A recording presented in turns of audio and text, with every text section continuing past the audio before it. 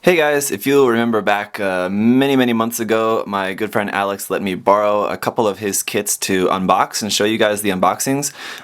So that was this kit, the SD Kshatriya, and then I also have the SD Unicorn Full Armor version. So I got those from him again, so he's gone ahead and snapped these up and then given them back to me to do an out-of-box review for you guys. So thanks Alex for letting us take a look at these once again. So again, if you do want to see the unboxing, you can go back in the history, or you can check, I do have my videos separated into playlists, so there is an unboxing playlist.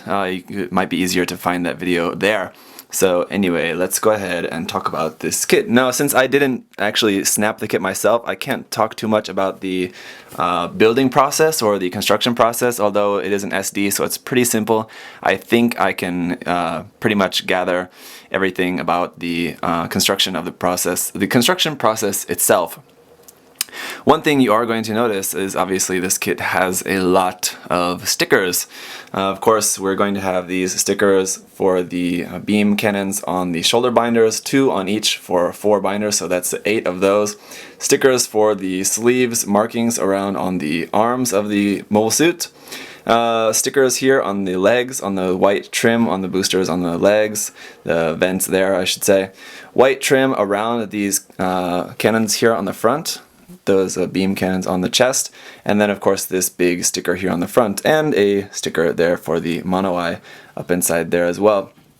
Now, obviously that's a lot of stickers, but I think anyone who's built any SDs probably is not too surprised by that. I'm not surprised by it, with it being an SD.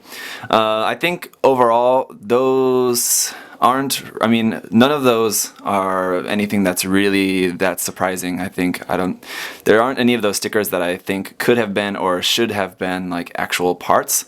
So I think that in that way, it doesn't really bother me too much, and I think shouldn't really bother or surprise anyone all that much. The kit itself looks great. I mean, it looks like a really great interpretation of the Kshatriya. I really love the design of the Kshatriya.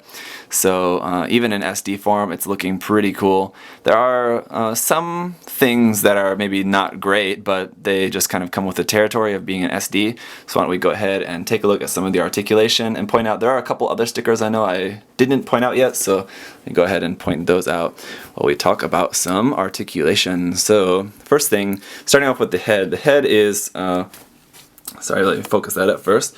The head is very loose on here actually, so it's kind of a little bit floppy on there. But then on the knees, here's other stickers I forgot to point out before, or I couldn't point out very well while it was spinning. That navy part there on the knee is a sticker as well. And then on the inside of the leg, like I said, that's just stickers on both sides. So the binders are on these cool mechanical arms. The mechanical arms themselves don't move at all, it's just one piece. We just have a ball joint at each end with a polycap, so they can move around in a lot of ways. They're only going to be going up about that far, so kind of wish that they could maybe go up a little bit more. But I wonder if we can maybe just cheat by turning the mechanical arm around, and then we could do something like that. Well, then that's too far up, so never mind about that. Anyway, but still some nice range of movement there if you want to do some different poses. The negative side is that the inside of the binder is totally hollow. There's no part in here for holding, of course, the funnels, so no funnels with this, sadly. We do have the small mechanical arm though. It's just on a ball joint, so it's not going to exactly fold out. It's just going to come off like that. What you can do is just rotate it out so that it looks like this. Still, though, pretty cool for an SD to have just an interesting feature like that, I think is cool. On the end of there, oops, let's see. On the end, let's just show you that part. We have the beam saber handle. Of course, that doesn't come out, but it's just supposed to represent the beam saber handle there, I believe, if I remember correctly. That's where that goes. Let me try to get this back on the polycap here. Anyway, so we do have those small arms on all 4 of the binders, so that's cool, definitely a cool feature if you wanted to have the binders up in something like this and then have those arms turned out. It would look pretty cool. The arms are just going to be on this kind of swinging joint. I'm not sure, actually, because again, I didn't put it together. Okay, here it is. So yeah, it is on that swinging polycap, sort of like an HG, where it can swing out and forward, so it's pretty cool. We've got a pretty good range of motion forward there with that arm. It's pretty nice. So it's going to go all the way forward and back like that. Pretty good, actually. And then the arm is just going to be on this ball joint here, as we saw, it just came out. We can see the inside of the upper arm is going to be hollow there. Not great, but it's very, very rarely going to be seen, I think, so not really too big of a deal. Not quite 90-degree bend there at the elbow, and then the hand is just on a polycap ball joint there. So the arms is overall not bad, I think, so pretty good articulation there. The shoulders are really quite nice. The waist is just on this ball joint here, so that's just going to connect it like that, and then we're going to have some movement around on there, but it's really not too stiff. I think it's more like floppy than anything, but if we press it all the way down, it should be pretty solid there like that. So you could get a little bit of movement if you pull that polycap, pull that up off the polycap a little bit. Otherwise, that's it. For the legs, again, are going to be just on a ball joint there. No bend in the knee, but the legs are pretty long because they need to go all the way up this piece here. The waist piece is quite large, but that's according to the Kshatriya's design, of course. So the legs do have a pretty good range of movement, actually. They can go out actually quite far. I think just based on the side skirt being pretty small, so they get a pretty good range of motion out like that. The ankles as well are actually pretty good. They're just on ball joints, of course, but we got some pretty good, nice movement there. So overall, really nice articulation there. I think overall, compared to my very limited experience with SD kits, but I think the articulation of this is really, really quite nice. Under the foot, we've got about half detail and then half empty, so not bad, but not great. Anyway, the feet of the Kshatriya are quite long, aren't they? So that's pretty much it. We do have some pretty cool, interesting accessories here I want to show you now. As we stand that up, as we can see, it stands very, very well. That's good. For the accessories, we do have the stickers, of course. Alex didn't put on any of the stickers yet. I'm not sure if he will. So normally, you know, in my reviews, guys, I give away these stickers. I can't give these away because they're not mine, but these are Alex's. So anyway, just to remind you guys, it does come with those. We do also get these two beam sabers, handle and beam connected, and they're all in white. Sadly, you will have to do some painting on this. The handle is not supposed to be white, and the beam effect is obviously not supposed to be white either. But these fit very nicely just right into the hand like that. Not going to have any problems holding those, of course, and that's pretty much it for its weapons, but that is not all it comes with, because if you remember, it also comes with this Lotto figure as well. So we got one sticker there just for the visor on this, and it can transform basically just by straightening out the legs. The arms don't bend at all. The arms and the body, I think, is all just one piece, I believe.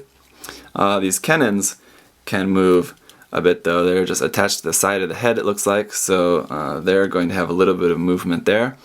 And otherwise, I believe that's about it. This knife here, or cannon, or what is that? I thought it was a knife or something. Anyway, it doesn't come out of that shoulder. This part doesn't move. This back part doesn't move at all. It's just the kind of backpack. The back of the legs are just hollow. But if you want to have it in like tank mode, you just flip up the legs like that, and it's going. Or if you want to have it standing, you just flip the legs down. So pretty cool gimmick there. Super, super simple design, but I think it's very effective. I mean, to do what it needs to do. Just to give you a size comparison with it standing next to the Kshatriya there. You can see it's pretty small, but I believe that scale should be actually comparable. The Lotto are pretty small. I'm not sure exactly how high it is supposed to come up on the Kshatriya, but of course these aren't in scale at all. So, but I think it's pretty close anyway. I think it's a good fit, those two next to each other. So that's pretty much it. It does have an action-based connection point, so I'm going to go ahead and show you guys how it looks up on an action base. Give me a moment. Alright, so up on action base, it is going to, of course, open up some more possibilities for the posing, and we can see the articulation is going to be coming into play as we do get some nice poses out of this kit. Of course, it would be nice if the knees bent a little bit. Of course, there's not really a whole lot to bend there in the leg, but maybe if we did have a little bit of knee bend, Could help the legs, the dynamic look of the legs a little bit. But overall, I think this kit does pretty well in terms of just being able to pull off some really cool poses. Personally, the Kshatriya, I think, is one of those designs that really doesn't need to be in a really cool pose to just look really awesome. It's the kind of mobile suit that pretty much if you just have it just standing there, it's going to look so kind of powerful and menacing, just kind of how it is, just based on its design. So I think this kit does that. I think both. It does the articulated poses, like action poses, stuff like this, well, and then just standing it does well as well. So I think it's just, in that way, it's just as successful as something like the HG version in terms of just being able to pull off both looks.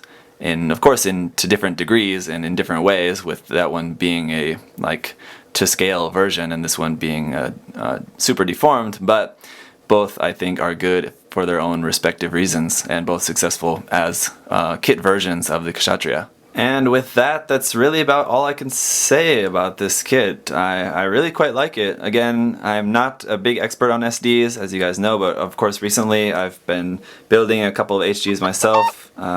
Didn't build this one, but I can say it's definitely one that I would consider getting and building one for myself. It helps that I'm a big fan of the Kshatriya. I think if you weren't, maybe of course, then this kit might not appeal to you all that much. You have to be a fan of the mobile suit, probably. It also helps that the pilot Marita Cruz is one of my favorite characters in all of Gundam. Probably my favorite character in Unicorn, and in all of Gundam she's one of my favorite characters as well. So it's one reason why I really like the Kshatriya as well. I think this pose is maybe not quite as good. Obviously it's not going to pull off this pose as well as the HG, but it is still convincing in a way. And when I've got those claws turned around, so like the claws are out as well.